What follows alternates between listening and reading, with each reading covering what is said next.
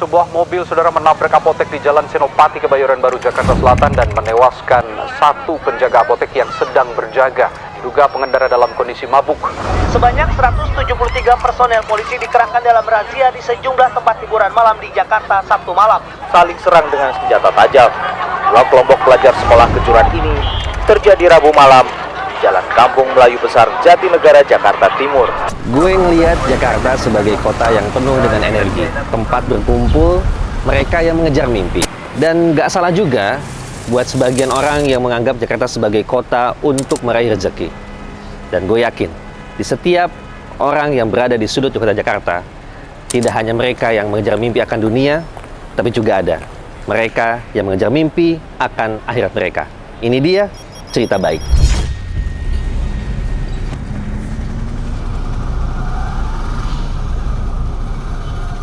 Jakarta itu sebenarnya kota yang beragam, maksudnya menemukan banyak lapisan masyarakat yang beda-beda banget. Semua orang itu kesini itu demi menghidupi dirinya sendiri. Gitulah keras, cari duit itu emang nggak gampang. Emang keras, kita harus benar-benar bersemangat. Mimpi lo mas, apa sih mas sebenarnya? Ya impian saya nih, pengen jadi kerjaan lain, cari kerjaan lain untuk menafkahi anak gini. Emang pekerjaan Starling ini kenapa? Ya cukup sih cukup, tapi kurang lah gitu. Sebenarnya mimpi gue di Jakarta itu satu sih sebenarnya. Dari sekarang itu pengen punya bisnis sendiri. Jadi bisnisnya itu di bidang energi tapi. Sejalannya terjun dengan kerjaan ini, jadi kayak mungkin ada muncul interest, jadi kayak mungkin bangun dekor, bikin booth, gitu misalnya instalasi seni kayak gitu sih. Jadi kalau misalkan galau terus misalkan lagi banyak masalah, itu gue selalu bagikan masalah gue ke orang terdekat gue gitu. Jadi orang terdekat gue itu bisa cari another insight, cari beberapa sudut pandang. Jadi gue nggak sendirian gitu. Kalau pusing itu tiap hari. Pernah saya dagang, berangkat dari rumah jam 2 siang, itu tiba-tiba hujan gede. Saya S1 pun belum pelaris. Ya, pelariannya kita cuman minta tolong sama yang maha kuasa aja. Kalau untuk masalah galau, lagian juga jangan terlalu dibikin galau. Kita hidup kan sederhana. Kita harus kembali ke yang tadi, mensyukuri apa adanya. Harus pandai-pandai bersyukur kita hidup ini kan.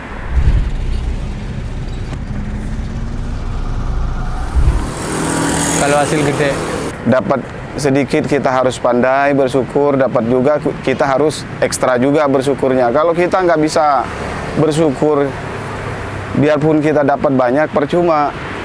Itu harus bisa mensyukuri apa adanya gitu. Ketenangan gue sih sebenarnya lebih hangout sih. Mungkin ketemu teman-teman, jadi kayak sharing, baru nyatain dari sekarang sih kayak quality time itu penting banget. agama itu jangan ditukar sama duit. Yang penting harus kokohkan iman dan teguh kepada Allah. Gitu. Oh iya dong, kalau untuk agama kita harus emang di nomor satukan, jangan sampai enggak. Ya, contohnya kita bekerja dari pagi, dari jam 6 sampai jam setengah 2 misalnya. Kita sibuk mencari duit. Cuman yang namanya ibadah, yang namanya kita punya modal awal dulu kita dari pondok, jangan sampai lupa. Jangan sampai lupa. Tujuan awal kita hidup kan dunia dan akhirat. Jangan sampai ditinggalin salah satunya. Ini pesan saya kepada adik-adik kita yang mau merantau ke Jakarta. Bekerjalah seakan-akan kita mau hidup selamanya. Cuman kita harus ibadah seakan-akan kita nggak ada besok. Kita mau pulang ke rahmatullah besok. Jakarta kan bisa kan dibilang ibu kota. Ya maksudnya kita mau mencari apa aja, insya Allah ada di pusat kota ini kan. Ya tergantung kita milih nih, kita mau ke yang baik, apa yang buruk yang kita mau ikutin di Jakarta, macam-macam. Jakarta ya? Jakarta sih seru ya, seru ya. Karena emang sebenarnya Jakarta itu kalau dari gue pribadi ya ngelihatnya emang Jakarta tuh sangat apa ya beragam ya. Jakarta itu kayak bisa ngikutin kita maunya kayak gimana gitu. Kalau dari gue pribadi ya. Jadi kayak kita mau berada seperti apa di Jakarta ya Jakarta menyuguhkan kita seperti itu gitu. Kenapa gue bisa ngomong gitu? Karena ya mungkin seperti orang yang banyak bilang ya Jakarta tuh keras gitu, terus gitu kayaknya segala sesuatu yang aneh-aneh tuh ada di Jakarta juga gitu ya. Tapi kalau bisa dipikir-pikir lagi gitu ya, justru kalau kita mau yang baik-baik juga di Jakarta ada semua gitu. Ada semua. Jadi emang bener-bener Jakarta itu menyuguhkan apa yang mau kita lihat ya, yang kita mau lihat, yang mau kita apa namanya, yang mau kita tuju ya, itu ada di Jakarta gitu. Generasi muda yang ada di Jakarta ini, ya kan, dengan berbagai macam latar belakang kehidupannya, dengan gaya hidup masing-masing, ya kan. Kata mereka ini semua tergulung oleh biasnya metropolitan dan menjauh dari jalan agama. Mindset orang ke Jakarta tuh adalah untuk fight, survive, keras gitu. Pola pandang lu saat itu saat mulai ke Jakarta seperti apa lu?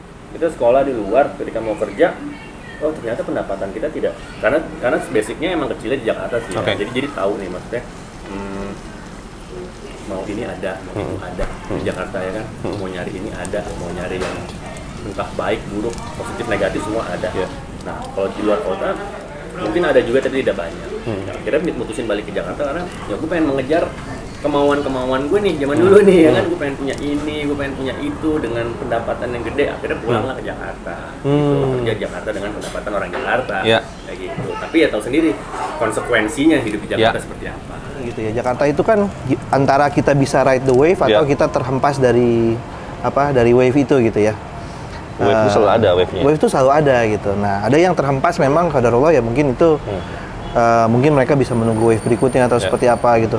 Ada yang memang juga pandai untuk mengikuti wave yang lagi ada gitu.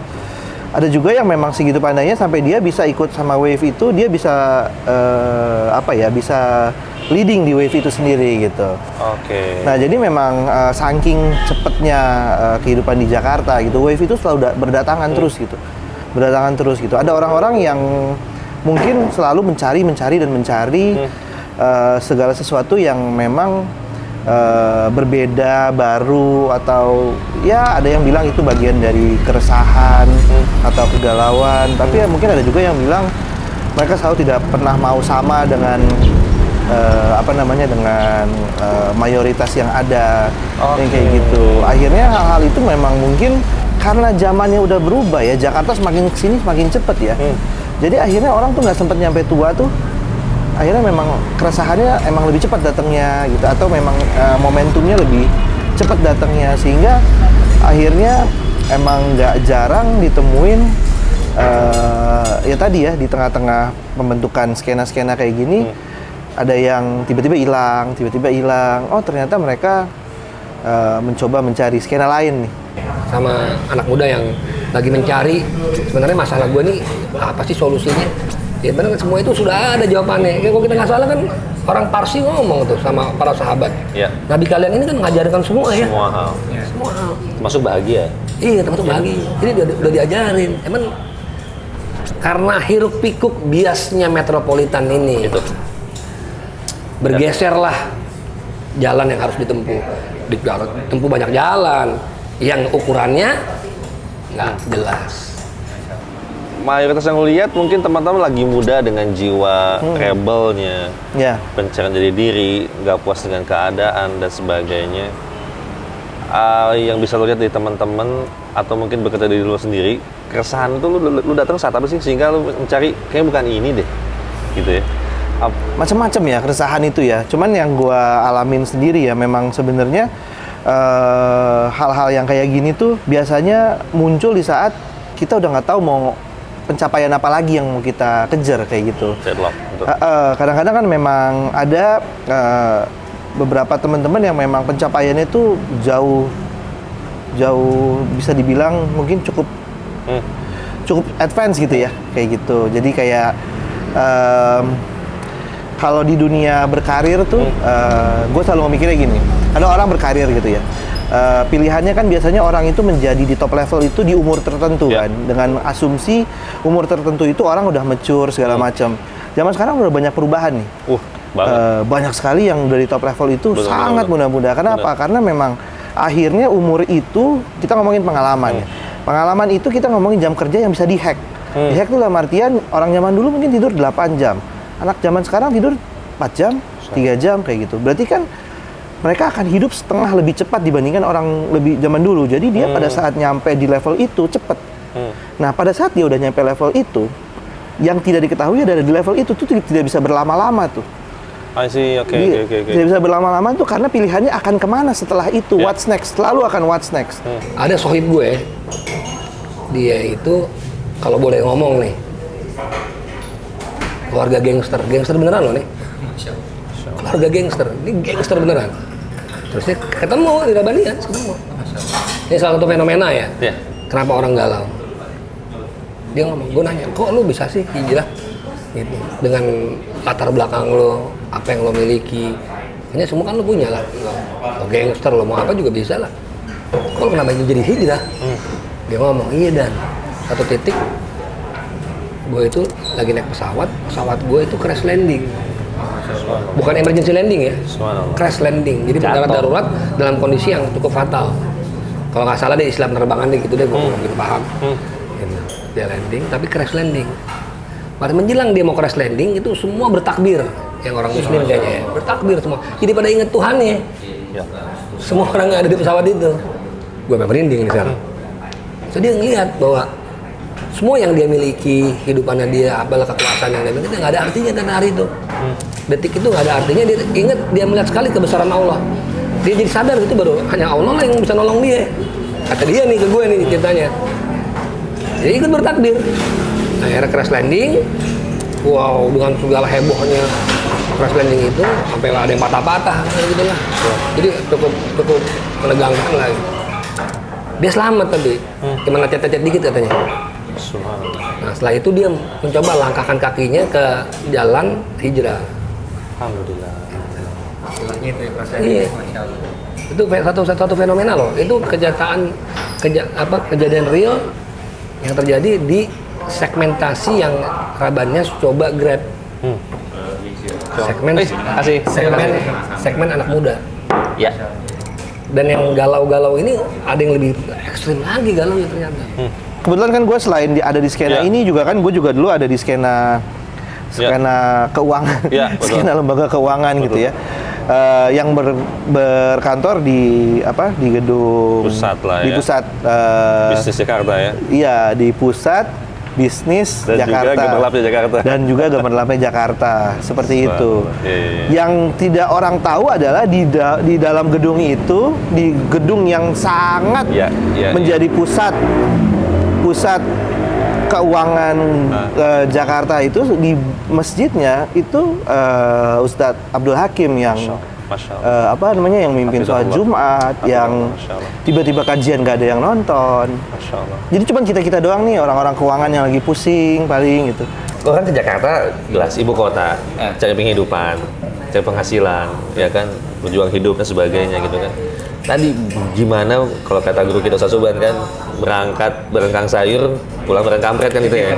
Dan kita bisa ngelihat kan, apakah itu jadi satu alasan kenapa dipilih Rabu malam di tengah macetnya Jakarta, kemudian juga tengah pekan gitu.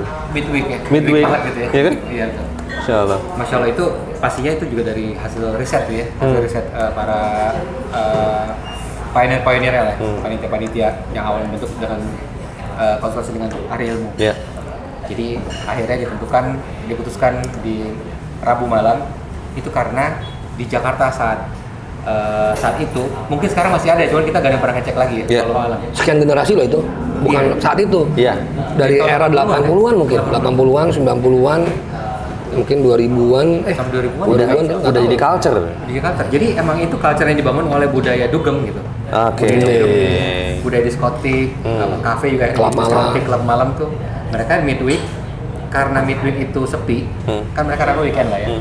Midweek sepi, mereka bikinlah namanya acara event program Ladies Night gitu. Ladies Night. Ladies Night. Sesuatu banget tuh jadi. Sesuatu banget tuh. Free park, free entry. Iya. Buat wanita. Untuk wanita. Ya, buat perempuan. Minuman gratis. Minuman buat mereka gratis. Masuk gratis, minum first drink gratis. Harapannya kan laki-lakinya juga pada masuk, bayar. Jadi dari situ program marketing mereka. Jadi di Midweek bikin program itu. Nah, diaduk deh nanti di situ. Nah, udah ada segala macam yang kita gak harapkan terjadilah di situ, banyak lah Midweek tengah pekan gitu. Dan ada lagi gimmick-gimmick kan penatnya pekerjaan di tengah pekan. Wah, tambah-tambah lah tuh. Nah, alhamdulillah berhasil riset, konsultasi dengan ahli ilmu. Ini informasi dari para senior-senior kita juga nih, diputuskanlah Rabu malam buat kasar itu menandingi ya. Kita menawarkan sesuatu yang baik gitu. Ada kok yang baik gitu. Kita bisa bikin sesuatu yang baik, kita bisa bekerja sama, kita saling membantu bikin sesuatu yang baik untuk saling mensupport. Nah, salah satunya jadinya Rabu malam. Iya, selalu ada di tengah dengan gemerlapnya Jakarta, kerasnya ibu kota sebagainya, selalu ada cerita baik kan tadi kan, bahwa kebayang nggak sih di tengah gedung lembaga keuangan tengah yang paling sentralnya Jakarta ada sebuah titik kecil basement, tapi cerita baik muncul di sana. Betul, masya Allah. Dan kan yang penting awal ya. Iya. Bab curious tadi yang penting kan. Betul. Sehingga nyari. Itu pelan-pelan loh pergerakan teman-teman tuh, mulai tiba-tiba dari gimana terus tiba-tiba jadi ada yang jadi botak. Berarti habis pulang umroh nih mungkin nih. Masya Allah. Terus tiba-tiba mulai agak naik-naik dikit sananya. Terus ketemu di Al Hikmah mulai. Alhamdulillah. Terus ada yang hilang duluan. Akhirnya sama-sama ngilang. Jadi emang satu-satu mentah di situ. Tapi masya Allah pergerakan di situ masya Allah. Nggak pernah sefrontal itu, cuman memang selalu dengan logik ya. Kalau di situ emang yang di ini kan selalu logik gitu. Jadi masya Allah sih. Dengan ajakan yang baik iya, gitu ya. Betul. Itu paling penting sih ya. Iya. Kita semua ngalamin bahwa dengan ajakan dari cerita baik, kemudian menyemangati sebagainya, yang penting kan timbul rasa ingin tahu aja dulu ya.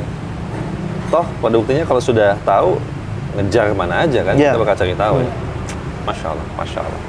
Nah, tapi kita anak muda nih nggak dikasih tahu, karena salah nongkrong. Jadi kita saat itu tongkrongan ya. Iya. Alhamdulillah di tengah hiruk pikuknya kota Jakarta, kita menemukan ya bahwasanya ada mereka yang nggak hanya concern akan dunianya, tetapi juga peduli akan agama dan akidahnya. Mereka yakin bahwasanya di tengah banyaknya manusia ini mereka nggak khawatir akan rezeki. Mereka yakin bahwa ada Allah Sang Pencipta yang bakal ngasih rezeki buat mereka, dan tugas kita adalah mendekat padanya. Makin yakin nih bahwa selalu ada cerita baik di Jakarta. Assalamualaikum Ustaz. Masya Allah. Syukran Ustaz atas waktunya nih, Masya Allah. Abis keliling nih Ustaz, keliling Jakarta beberapa spot gitu kan ya. Kita sempat ke daerah Blok M sih khususnya, kemudian ke Cipete dan sebagainya. Dan menarik Ustaz ya, alhamdulillah di tengah hiruk pikuknya kota Jakarta ini, alhamdulillah Anda berkesempatan untuk bisa berjumpa sama teman-teman yang Masya Allah Ustaz ya. Di tengah kesibukan mereka ngejar dunia untuk nafkah sehari-hari, kemudian juga berjuang untuk keluarga, masih ada mereka anak-anak muda yang alhamdulillah masih memikirkan tentang akhiratnya Ustaz ya. Itu aduh alhamdulillah gitu, sejuk banget ya, walaupun lagi panas gitu. Dengarnya kayak gitu. Bener Ustaz, Masya Allah. Nah Ustaz, mungkin bagaimana tanggapan Ustaz terkait gitu ya, hiruk pikuk Jakarta, tapi alhamdulillah Ustaz masih ada mereka yang berjuang untuk agamanya Ustaz. Masya Allah. Ya bismillah, salatu wassalamu ala Rasulillah. Ya tentunya kita mendengar banyak anak-anak muda yang perhatian terhadap masalah agama, ya kita gembira lah. Betul. Nah, kita gembira bagaimana agama ini kan misi yang dibawa oleh Nabi SAW, dan berarti kita ngelihat athar atau bekas dakwah beliau berarti masih ada sampai sekarang. Dan agama tidak lagi hanya dilihat oleh orang-orang tua berarti kan. Betul. Anak-anak muda juga alhamdulillah sudah kembali perhatian kepada agama, mereka belajar agama, datang ke majelis-majelis ilmu. Ini kan kabar gembira buat kita semua, bukan cuma buat anak, bukan cuma antum, bukan cuma kita. Bahkan menurut Ana ini juga kabar gembira buat bangsa Indonesia ini sendiri, Ana. Menurut Ana ya, karena alhamdulillah punya anak-anak muda yang perhatian pada agama, perhatian kepada akhirat, ya kan. Nah, di pepatah Arab itu mengatakan syababul yaumi rijalul ghad. Masya Allah. Pemuda hari ini itu bakal jadi pembesar nanti di masa depan. Nah, ini anak-anak muda ini perhatian pada masalah agama di masa ini. Nanti di masa depan mereka lah yang bakal jadi pemimpin. Mereka bisa menjadi pemimpin yang adil. Mereka pula yang bakal jadi pebisnis atau pedagang di masa yang akan datang. Mereka bakal jadi pedagang yang jujur. Mereka juga nanti jadi kepala keluarga. Jadi kepala keluarga yang bertanggung jawab, bukan mencampakkan keluarganya begitu aja. Dan kerjaan mereka yang lain-lain. Intinya kita bersyukur banget punya anak-anak muda yang perhatian pada masalah agama ini. Masya Allah. Baik, Ustaz. Dan mohon nasihat, Ustaz, ternyata bukan sekedar perhatian, Ustaz, ya. Berarti kan memang masa muda ini wajib digunakan untuk belajar agama, ya? Oh iya, harus. Betul, Ustaz, ya? Betul. Terus kenapa, Ustaz, harus? Padahal kan notabene keadaan yang ada lagi masanya seneng-seneng, ya kan? Lagi, wah, Masya Allah, luar biasa. Penunjukan jati diri dan sebagainya. Tapi sisi lain, wajib belajar agama, Ustaz. Iya. Belajar agama itu penting banget dalam Islam.